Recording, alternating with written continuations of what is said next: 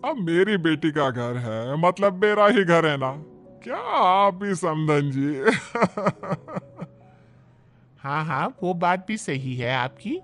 ये तो आप ही का घर है, जब चाहे मुंह उठा के आ जाया कीजिए, कोई दिक्कत नहीं। ये कहानी है त्रिवेणी की, जिसकी बेटी मालविका की शादी अर्जुन से होती है। अर्जुन एक बहुत ही बड़ा बिजनेसमैन होता है और अर्जुन और मालविका को कॉलेज से ही एक दूसरे से प्रेम होता है। अपनी बेटी महलों में ब्याही गई है, इस बात का पूरा फायदा उठाती है त्रिवेणी, क्योंकि त्रिवेणी को पहले से ही चोरी करने की आदत होती है। और अब वो अपनी बेटी मालविका के ससुराल में बार बार जाकर चोरियां करना शुरू कर देती है। तो चलिए देखते हैं कि कैसी है इस बिगड़ी हुई माँ की कहानी। मम्मी, सासू माँ, ये लीजिए नाश्ता। माँ, ये बिस्किट्स आप मत खाइए, ये शुगर फ्री बिस्किट्स सासू माँ के लिए हैं, इन्होंने खास विदेश से मंगवाए हैं। अरे रहने दो मालविका बहू, पूनम रायचंद का दिल बहुत बड़ा है। मैं गरीबों को इतना दान करती हूँ, तो क्या अपनी समधन को एक बिस्किट नहीं दे सकती?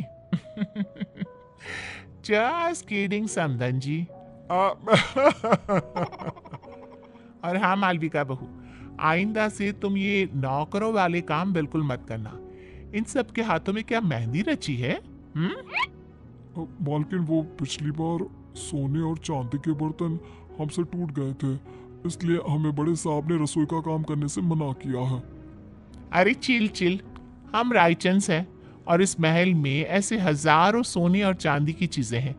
टूटती है तो टूटने दो, हमारे पास किसी भी चीज की कोई कमी नहीं है।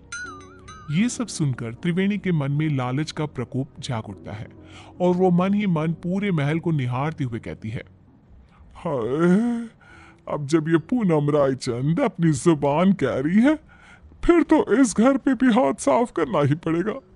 अपनी बेटी का ससुराल है तो क्या हुआ, इसमें कोई लाज शर्म नहीं। उल्टा मैं तो भाग्यवान हूं कि मेरी बेटी एक महल की बहू बनी है।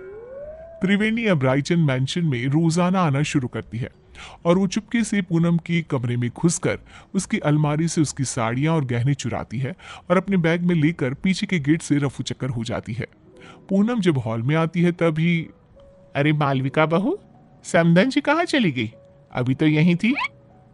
सासू माँ, वो मम्मी को ना आज मंदिर जाना था, आज कोई बड़ी पूजा है वहां, इसलिए वो चली गई। पूनम जब अपनी साड़ियां और गहने गायब दिखती है तो, ओफो, लगता है फिर से मैं अपनी साड़ियाँ और गहने कहीं रख कर भूल गई। लगता है लॉन्ड्री में गई है साड़ियाँ, और गहनों को पॉलिशिंग के लिए दिया होगा। पूनम को भूलने और लापरवाही की आदत थी और कोई भी चीज यहां से वहां हो जाए तो वो उसका कसूर अपनी लापरवाही पर थोप देती, जो कि सच नहीं था। ये बस पूनम के मन का भ्रम था। ऐसे ही त्रिवेणी कभी रसोई में से चांदी और पीतल के बर्तन, कभी महल के मंदिर में से महंगी मिठाइयां, कभी कोई फोन, कभी कोई घड़ी, तो कभी तिजोरी से पैसे चुराती रहती और महल में कानों कान किसी को भनक तक नहीं लगती। एक बार, अरे ये क्या मालविका, हमारी तिजोरी खाली और खुली क्यों है? इसका मतलब घर में चोरी हुई है। तुम रहती कहाँ हो?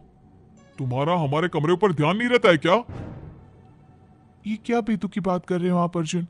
मैं इस घर की बहू हूं और मेरी कंधों पर दुनिया भर की जिम्मेदारियां रहती हैं। अब क्या मैं कुर्सी लगाकर कमरे में बैठकर चौकीदारी करती रहूं? वही रह गया है क्या? पूरे महल के हाउस कीपिंग स्टाफ और सिक्योरिटी को एकत्रित किया जाता है और सबकी तलाशी ली जाती है। पूनम को अब समझ में आ जाता है कि पिछले कुछ दिनों से सिर्फ उसकी ही नहीं बल्कि महल की काफी चीजें भी गायब हो रही थी। पूनम का पति इंद्रेश कहता है, अरे पूनम, तुम खामखा अपने आप पर भुलक्कड़ होने का, लापरवाही होने का शक कर रही थी, जबकि चोरियां सिर्फ हमारी ही नहीं, पूरे महल की चीजों की चोरी हो रही थी और मालविका बहू और अर्जुन की भी कई सारी चीजें गायब हुई हैं। महल में सिक्योरिटी इंचार्ज बोलता है, बड़ी साहब, हमने ये बात आपको बताने की कोशिश की, लेकिन पिछले कुछ दिनों से आप शहर के बाहर थे और मालकिन जी भी दिन भर बाहर रहती थी, तो बता ही नहीं पाए। महल में छोटी सी छोटी चीजें भी चोरी हो रही है। ये बात तो बहुत गंभीर हो गई है, और तगड़ी सिक्योरिटी तैनात कर लो, लेकिन अब इस घर में कोई चोरी नहीं होनी चाहिए। तभी वहां पे त्रिवेणी आ जाती है। क्या हुआ दामाद जी, और आप सब इतने चिंतित और परेशान से क्यों नजर आ रहे हो? कोई समस्या आन पड़ी है क्या? हाय हाय। अर्जुन त्रिवेणी को आए दिन होने वाली चोरियों के बारे में बताता है और त्रिवेणी थोड़ी सी घबरा भी जाती है। अरे बाप रे बाप, इतनी बड़ी बात! आम सी बात है, हमारे गली मोहल्लों में ना इतनी सारी चोरियां होती है, तो फिर ये तो एक राजमहल ठहरा। चिंता मत कीजिए आप सब, कड़ी सिक्योरिटी कर दीजिए। मतलब क्या, चोर और चौकन्ना हो जाएगा और कम चोरी करेगा। क्या मतलब है आपका समधन जी? हाय हाय, अरे गधेड़ी बेवकूफ त्रिवेणी, ये क्या बोल रही हो?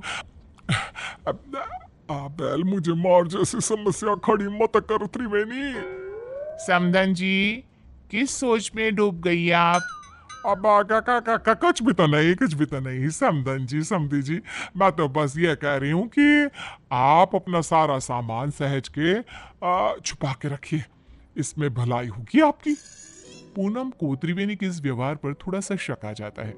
त्रिवेणी अब से रायचंद मैंशन में आना जाना कम कर देती है अपने घर में। बस अब अपना अगले कुछ दिनों तक का स्टॉक तो मैं भर लाई हूं। अब वहां रायचंद मैंशन में मामला काफी गर्म है। जब तक वो ठंडा नहीं हो जाता, मैं वहां तीज त्योहारों में ही आया जाया करूंगी, क्योंकि अगर मैं वहां गई तो चाहे मैं एक चम्मच ही क्यों ना लूं, उसे भी चोरी करने से अपने आप को रोक नहीं पाऊंगी। क्या करूं, आदत से मजबूर जो हूं।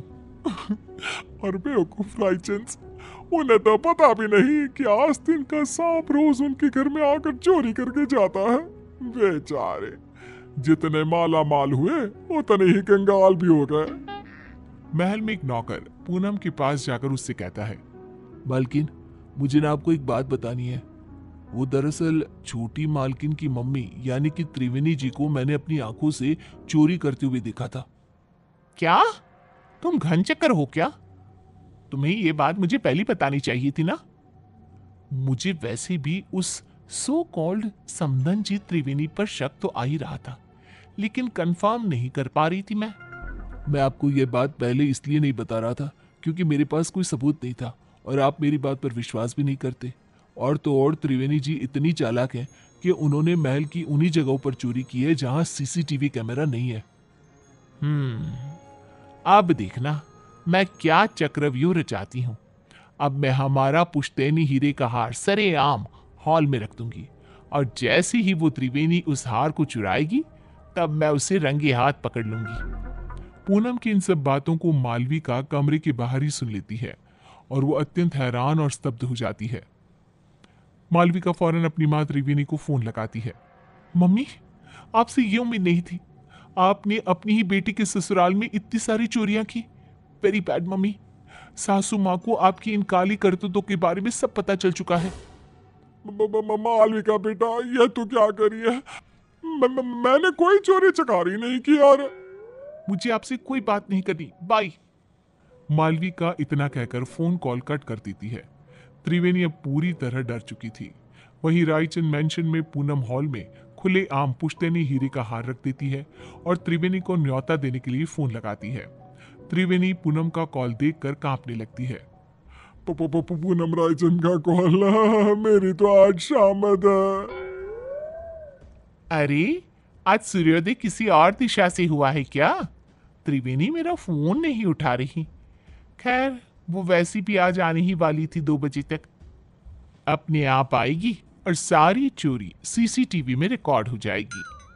पूनम अपने कमरे में आराम करने चली जाती है और सभी नौकर भी भोजन करने जाते हैं। तभी वहां पर बालकनी से एक चोर आता है और वो पुश्तैनी हीरे का हार चुरा कर ले जाता है। और बाद में जब पूनम ये सीसीटीवी में देखती है तब, ये क्या, ये तो एक आदमी चोर है।